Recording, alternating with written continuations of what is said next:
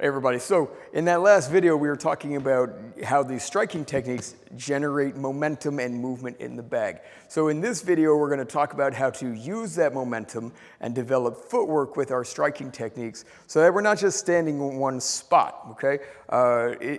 When you're working on a bag, this is a real opportunity to develop your mobility and your distance management and range management, which is like a huge part of being effective in self-defense, fighting, sparring, whatever it might be. It's being able to control the distance that someone is to you and kind of have it, best of your ability, on your terms, right? You're gonna get overwhelmed sometimes, or someone's gonna get away from you, for sure, that happens. But you wanna develop skills to where you can control range, control distance. That's huge. So I'm generating a little bit of movement here in the bag. And what we're gonna work on is just kind of stepping into the bag and then moving away from the bag and not letting it ever really get away from us. So every time that we're gonna be moving back to a cat stance. And we're just kind of keeping the bag into that same chopping range that we did in that last video. So we're not having to reach, and we're also not ever getting smothered where our hands are collapsing in front of us. We're controlling a comfortable distance, okay? So I'm gonna slow this bag down a little bit, and we'll talk a little bit more about that, or we'll develop this a little bit more. So it's a little bit smaller in its range of motion, it's moving slower, and so from here, all we wanna do is step in and then step back, okay? Just step in and step back. And we're not really trying to hit, we're not really trying to do anything with the hands. I'm just kind of keeping my hands in contact with the bag. It also allows me to keep the momentum moving into the bag so it doesn't slow down anymore as I'm moving forward and moving back, just gently pushing into the bag, okay? So every time we step back, we go back to that cat stance. And then we also want to try to be a little bit ambidextrous. So we want to be able to step back to a cat stance on one side, as I just switched to have my left leg in front.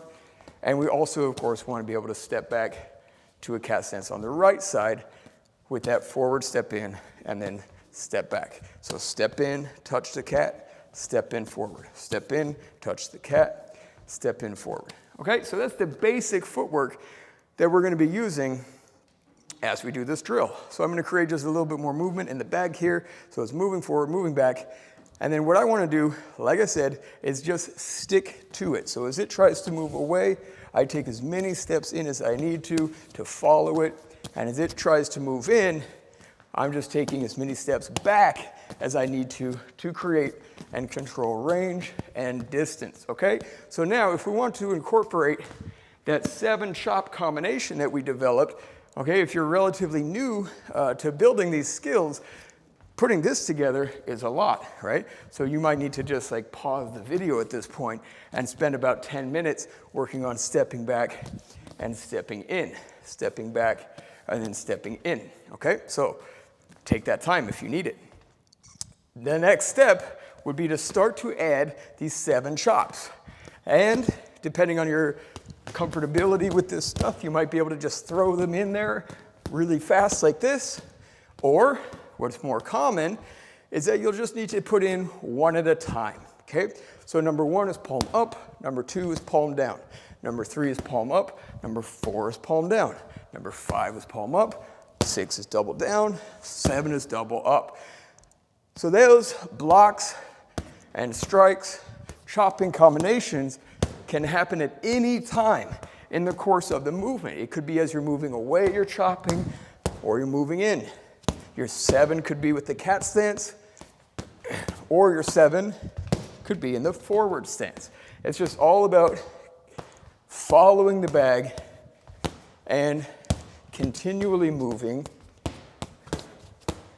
and controlling distance. All right, and that's it. So it's a forward step and a backward step. You want to be ambidextrous, work right side and left side equally. In Kung Fu, we always want to kind of be balanced in that way, not necessarily favoring or needing to only fight on one side, being able to move equally well on both sides. It's a big thing in Kung Fu. So practice this more. You want your forward step and your cat stance, again, to be ambidextrous, wherever foot, whatever hand combination it might be, okay? So practice that a little bit more and keep up the good work.